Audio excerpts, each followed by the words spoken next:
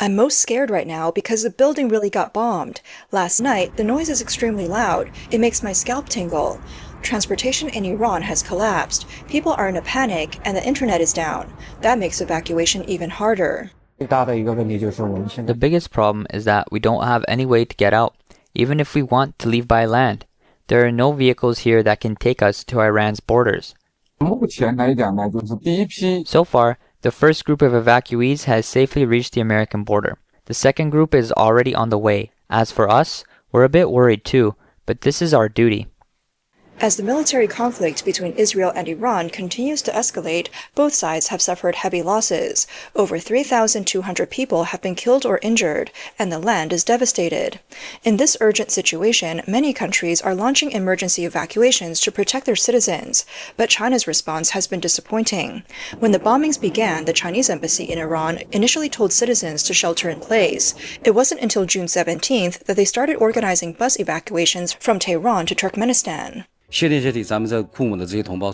goodness we finally got in touch with the people from COM. At 7:30 p.m. Beijing time, I saw the evacuation update and immediately contacted my friend in COM. Since the internet is down in Iran, he had to try many times.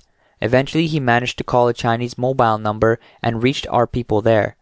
There are 32 Chinese citizens still in COM. The youngest is only 6 months old. Some people might say that they're being foolish not to leave, but I completely understand. Many of those factories were started by Chinese who put everything on the line, money, time, even their lives, to set up operations here. Think about how hard it is to rent a factory, buy equipment, and get raw materials in Iran. Hearing these stories really breaks my heart. Life is hard for everyone. According to the United Nations International Migration Stock 2024 report, about 4,000 Chinese nationals are living and working in Iran.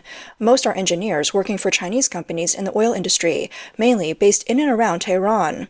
As Israeli strikes on Tehran intensified, the peak of the Chinese evacuation came on the third and fourth days after the conflict began. With Iran's airspace almost completely shut down, most people had to evacuate by land, either by bus or rented vehicles headed toward Armenia or Turkey. The streets of Tehran are in chaos and panic. Supermarket shelves have been stripped bare. People rush to buy water, food, and toilet paper. Gas stations are packed, with lines stretching around the block. Hundreds of cars are stuck in traffic jams. Many families are trying to flee by car toward the Armenian or Turkish border, but the border checkpoints can't handle such large crowds. Armed local police are trying to maintain order, but there's fear and anger everywhere. Mr. Yang, a Chinese businessman who has worked in Iran for many years, had originally planned to travel to Tehran on June 13th. His business operations are based there, but due to the fighting, he had to cancel his trip. His staff and clients have already fled. In the early hours of June 16th, a series of explosions echoed through the skies above Tehran. Israel publicly warned that Tehran's District 3, which is the political and business heart of the city, would be a major target in the next round of attacks. This district is home to numerous government offices, foreign embassies, and upscale residential areas. Mr. Yang learned from friends living in the area that the warning caused widespread panic, with many locals fleeing. His friend, who was on his way to the airport, was just 300 meters away from the explosion, which destroyed the airport highway. Mr. Yang said he was so scared he went home that night, packed, and left. Mr. Yang recalls seeing a kilometer-long line at the gas station, where each car was only allowed to fuel up with 15 liters of gas. Drivers who wanted more fuel had to discreetly slip a tip to the attendants. The road to the Armenian border, which normally takes 2 hours to travel, now required 5 hours of slow driving. In the Chinese community group in Iran, people were constantly reporting more explosions around the city. Many noted that airstrikes typically occurred at night, perhaps to create more fear and unrest among the local population. As a result, many people were frequently awakened by the sound of explosions during the night, and some even slept fully dressed, ready to leave at any moment. On June 16th, as the Israeli airstrikes got closer to their homes, Mr. Xie Shuyuan and his group joined an evacuation organized by the Iranian Chinese Association. Due to the large number of evacuees, they were stuck on the road for several hours. At rest stops, they found that drinking water had nearly sold out, and many Iranians are filling bottles with water from the restroom taps. After they left, the situation in Tehran worsened. Students staying in university dormitories reported that even Iranian SIM cards could no longer access the internet. Other students on their way to Azerbaijan for evacuation said they saw a missile fly past them. Mr. Xie said that what should have been a 10.5-hour journey ended up taking nearly 19 hours. During a military and police check, the Iranian police commented, "A bus full of exhausted Chinese people." After entering Armenia, they faced more difficulties. They were threatened by unlicensed taxi drivers who tried to prevent them from leaving because the bus had taken their business. Eventually, they reached an agreement and paid a protection fee of $200 before they were allowed to leave. Chinese student Wang Mengzhe said that he and his uncle fled the city during an air raid alert. His family's trading business is facing several challenges, including reduced orders, goods stuck in warehouses, and skyrocketing insurance costs. Some Iranian buyers have canceled orders due to currency devaluation and disrupted bank payments. Chinese suppliers are also considering reducing shipments. The continuous Israeli airstrikes are forcing Iranian residents to flee or hide in underground bunkers, and the streets of Tehran are nearly empty. According to The Economist, on June 19th, the number of people leaving Iran so far is still relatively small, but the situation is rapidly changing, and a large refugee wave could occur in the future. The military strikes by Israel against Iran have drawn global attention against the backdrop of heightened tensions in the Middle East. On June 13, 2025, Israel launched airstrikes targeting Iran's military facilities, nuclear sites, and high-ranking military commanders. In response, Iran conducted retaliatory strikes, and the conflict between the two countries continues to escalate. In Israel, the wail of air raid sirens has become a daily background noise, and several cities, including Tel Aviv, have been targeted by Iranian strikes. Israeli residents have had to take shelter in bunkers, eating dry rations while remaining alert to threats from the air. Most restaurants in the city are closed, and the streets appear unusually empty. Several Chinese nationals in Israel have reported that the Chinese consulate in Israel has been slow to respond to the crisis, with reports of inadequate services. The evacuation agreement was described as time-limited, self-funded, and only available to students, which sharply contrasts with the official narrative. Recently, Chinese nationals in Israel have taken to X to express their frustration, revealing that the Chinese consulate in Tel Aviv has not organized any evacuation efforts. When they called for information, they were told to watch the official WeChat account for updates. This response has angered many Chinese nationals, who accuse the consulate of ignoring the plight of overseas citizens. They said, "This is absolutely unacceptable. Taiwan has already organized an evacuation." On June 17th, the fifth day of the Israel-Iran conflict, the consulate finally issued evacuation notices, but only a few students received the notification. A woman working for a construction company in Israel posted a video on the evening of June 17th, confirming that the Chinese consulate had not organized evacuation efforts for Chinese nationals. She expressed confusion about how to evacuate and lamented that Chinese citizens abroad felt isolated and helpless. She said, "We also want to go back. I want to fly back now, but I can't. Those who want to evacuate, I hope someone powerful can plan something and help us."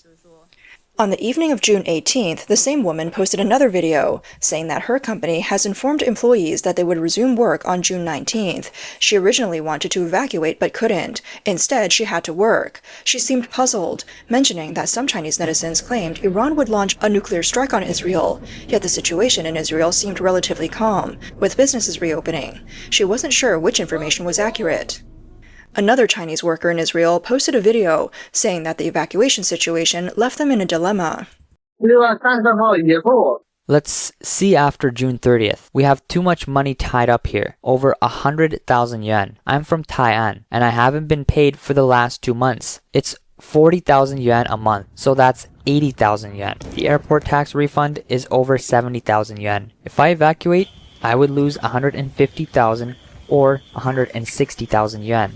Recent revelations from Chinese nationals indicate that at midnight on June 18th, the Chinese consulate issued an evacuation notice to students in Israel. The president of the association told students not to share the information, stressing that the evacuation was only for students. The Chinese national who shared the information was furious. There are fewer than 1,000 students, but there are about 30,000 Chinese nationals in Israel. We are here to work, to earn a living. Aren't we Chinese too? We hold Chinese passports just like the students. Why should only a few be evacuated while the majority is left behind? He also revealed the evacuation is time-limited. The Student Association president asked students to respond within 30 minutes about whether they want to evacuate and fill out the necessary forms. The evacuation is set for the 19th. Iran has already declared it will destroy Israel, and today we could be bombed. Why can't we evacuate immediately? What was even harder for him to accept was that the evacuation, organized by the Chinese consulate, was entirely self-funded. He said, "The consulate is only helping with car rentals, and the rental costs will be shared among the evacuees. There's also a strange requirement that if there's an alert during the evacuation, we should stay calm to avoid affecting China's image. I want to ask, if people are calm, why do they need to evacuate?" A Chinese student in Israel posted a video at 4 a.m. on the 17th, saying that they hadn't received any organized evacuation notices from the Chinese consulate. Mr. Liu, a Chinese citizen on a business trip in Israel, shared that he had to take the taxi to Jordan, about 100 kilometers away. It cost him around 2,400 yuan. The flight ticket prices had surged 3 times. Another person revealed that when they called the consulate to inquire about the evacuation, they were told to follow updates on the official WeChat account, lacking concrete guidance and effective assistance. This led to doubts among overseas Chinese about the consulate's neglect of their safety.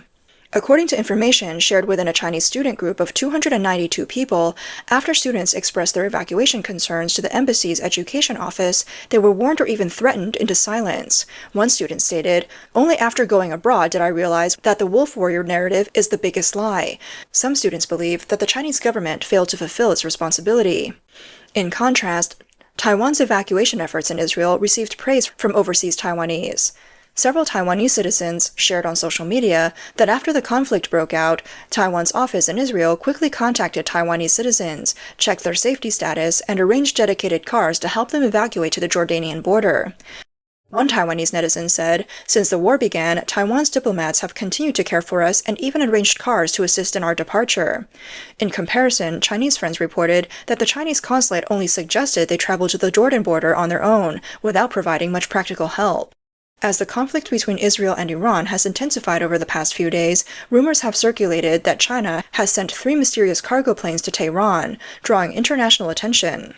According to British media, the Daily Telegraph, flight data shows that the first cargo plane took off from China the day after Israel's attack on Iran, on the 13th. The second plane took off the following day from a coastal city, and the third plane left Shanghai on the 16th.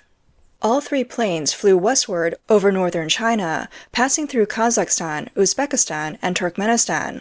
They disappeared from radar as they approached Iran. Even more mysteriously, flight plans indicated that the destination was Luxembourg, but these planes seemingly never entered European airspace, sparking speculation about their true purpose. Experts suggest that the planes may have turned off their transponders and deviated from them to conceal a sensitive operation. Additionally, Boeing 747 freighters are typically used to transport military equipment or government contract orders. So, what exactly did these 3 planes carry? Drones, radar components, or something else? No official statements have been made, only speculation. Some have referred to it as a secret delivery. Historical cases show that China had previously disguised civilian cargo, like wind turbine components, to transport drone parts to Iran or Libya, indicating that such secretive transport is not out of the question. Amid the smoke and fire of the Middle East, Israel's military attacks on Iran have garnered global attention. Not long ago, China made a quietly significant announcement. On May 25th, the first China-Europe freight train left and successfully reached the Ablin dry port near Tehran. This marks the official opening of the China-Iran commercial railway, which stretches 1,600 kilometers and passes through China, Afghanistan, and Iran. Compared to traditional sea routes, this new rail line saves about 2 weeks of travel time. It not only reduces logistics costs, but also enhances China's export capacity to the Middle East. This railway is an important component of China's Belt and Road Initiative, aiming to connect China to the Middle East overland, bypassing traditional maritime routes like the Persian Gulf and the Strait of Malacca. Against the backdrop of the intensifying Israel-Iran conflict, the opening of the China-Iran railway is seen as part of China's strategic positioning in a complex geopolitical environment. The United States may view the new railway as another step in China's expansion of influence in the Middle East, especially as Iran may become more isolated due to the conflict. Furthermore, the railway's opening would heighten concerns in the U.S. and Israel about Iran bypassing sanctions. indirectly prolonging the military conflict between Israel and Iran. Iran is an important energy supplier for China, exporting about 2 million barrels of crude oil to China every day. It accounts for 43% of China's oil and gas imports from the Middle East. Overall, the situation in Iran has multiple implications for China, including energy security, supply chain stability, investment risks, geopolitical competition, and the international strategic landscape. If the Iranian regime collapses or surrenders due to the conflict, it could lead to disruptions in China's energy supply. The new trade cooperation system and strategic layout that the Chinese government has carefully built in the Middle East will suffer a severe blow, and the Belt and Road Initiative will also be seriously impacted. Israel's heavy bombardment of Iran is not just targeted at Tehran, it is a key part of the U.S.-Israel war machine's broader offensive against Russia, China, and North Korea. Director Yun Song of the China program at the Washington-based think tank Stimson Center stated that if the Iranian regime collapses, it would harm China's interests in the Middle East and could even lead to a rise in U.S. influence. She said that if the Iranian regime collapses, it is not good news for China. In some ways, this also represents an expansion of U.S. influence.